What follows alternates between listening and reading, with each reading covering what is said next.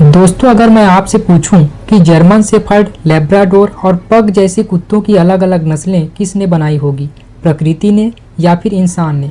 यही सवाल जो है बोर्ड परीक्षा में बार बार पूछा जाता है। तो आज हम सिर्फ 2 मिनट में प्राकृतिक चयन और कृत्रिम चयन को हमेशा के लिए समझ लेते हैं। तो हमारा चौथा प्रश्न है, कृत्रिम और प्राकृतिक चयन में 2 अंतर लिखिए। तो सबसे पहले समझते हैं कि प्राकृतिक चयन क्या होता है। प्राकृतिक चयन में जो चयन है वो प्रकृति करती है। जो जीव वातावरण के अनुसार खुद को ढाल लेते हैं वही जीवित रहते हैं और आगे अपनी संतान पैदा करते हैं।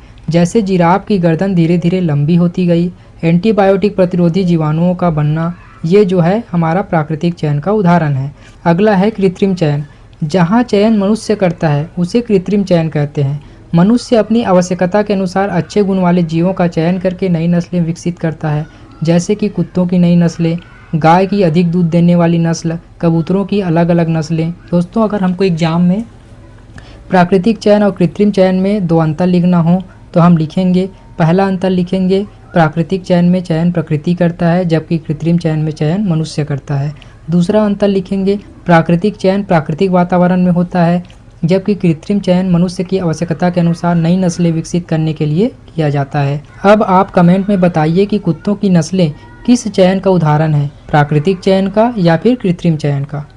दोस्तों, क्या इंसान पहले से ही आज के जैसा था? क्या लाखों वर्ष पहले इंसान, जिराफ और हाथी ऐसे ही दिखते थे? अगर नहीं तो उनमें बदलाव कैसे आया? यही सवाल डार्विन और वालेस ने समझाया था और यही बोर्ड परीक्षा में काफ़ी महत्वपूर्ण हो जाता है। तो चलिए इसे 2 से 3 मिनट में हमेशा के लिए समझ लेते हैं। हमारा 5वां प्रश्न है, डार्विन और वालेस द्वारा प्रतिपादित जीवों के विकास के सिद्धांत से हमें क्या पता चलता है? तो चलिए सबसे पहले समझते हैं। चार्ल्स डार्विन और अल्फ्रेड रसेल ने बताया कि पृथ्वी पर रहने वाले जीव हमेशा एक जैसे नहीं रहे। समय के साथ उनमें छोटे छोटे परिवर्तन होते रहे हैं। जो जीव अपने वातावरण के अनुसार स्वयं को ढाल लेते हैं वे जीवित रहते हैं और अपनी संतानें उत्पन्न करते हैं।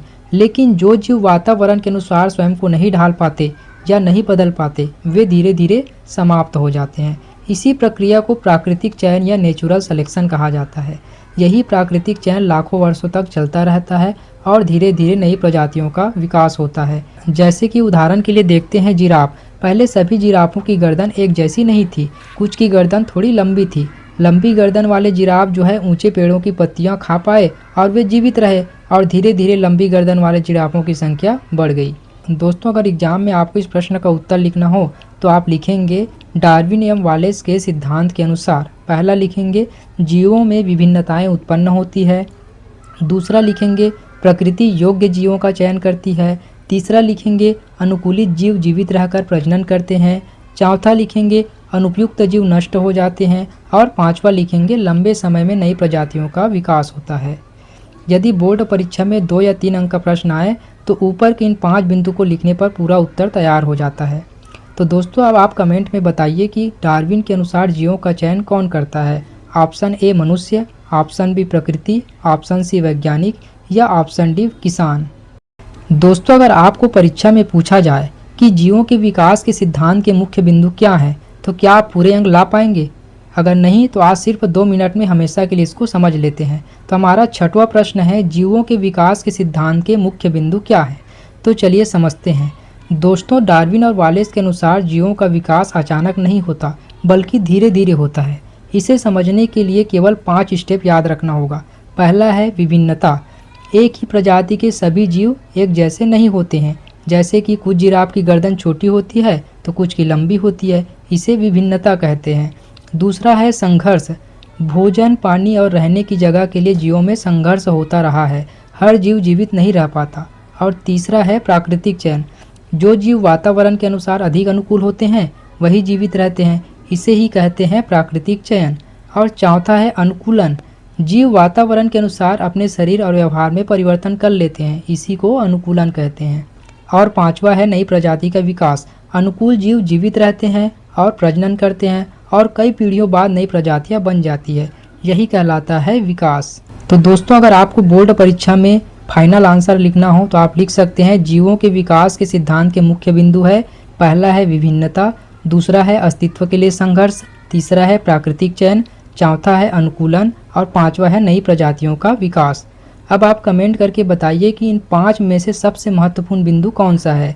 दोस्तों जरा सोचिए, अगर एक जंगल में 100 हिरन हो और अचानक वहाँ शेर आ जाए तो क्या सभी हिरन बच पाएंगे? नहीं, लेकिन जो सबसे तेज दौड़ पाएगा वही बचेगा। यही है आज के 7वें प्रश्न का रहस्य।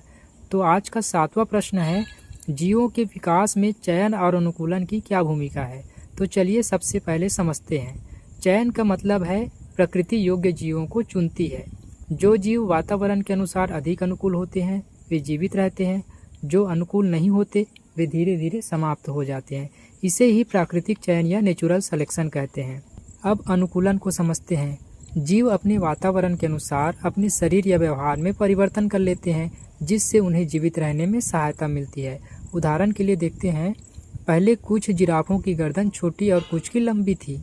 ऊंचे पेड़ों की पत्तियां खाने में लंबी गर्दन वाले जिराफ सफल रहे, इसलिए वे जीवित रहे और प्रजनन किया, और आने वाली पीढ़ियों में अधिकतर जिराफ लंबी गर्दन वाले हो गए। यही कारण है कि अनुकूलन और प्राकृतिक चयन से विकास होता है। अगर आपको एग्जाम में इस प्रश्न का उत्तर लिखना हो तो आप लिखेंगे, जीवों में जो जीव वातावरण के अनुसार अनुकूलित होते हैं उन्हें प्राकृतिक चयन द्वारा जीवित रहने का अवसर मिलता है। वे प्रजनन करते हैं और कई पीढ़ियों बाद नई प्रजातियों का विकास होता है। इस प्रकार चयन तथा अनुकूलन दोनों जीवों के विकास में महत्वपूर्ण भूमिका निभाते हैं। दोस्तों अब आप कमेंट में बताइए, यदि किसी क्षेत्र में अधिक ठंड पड़ने लगे तो वहाँ किस प्रकार के जीव अधिक समय तक जीवित रहेंगे? ऑप्शन ए है जो ठंड सहन कर सकते हैं वो, या ऑप्शन बी जो ठंड सहन नहीं कर सकते वो। अपना उत्तर कमेंट में ज़रूर बताइएगा। और अगर क्लास अच्छा लगा हो तो क्लास को लाइक और सीजी बोर्ड सक्सेस एकेडमी को सब्सक्राइब करना बिल्कुल ना भूलिएगा।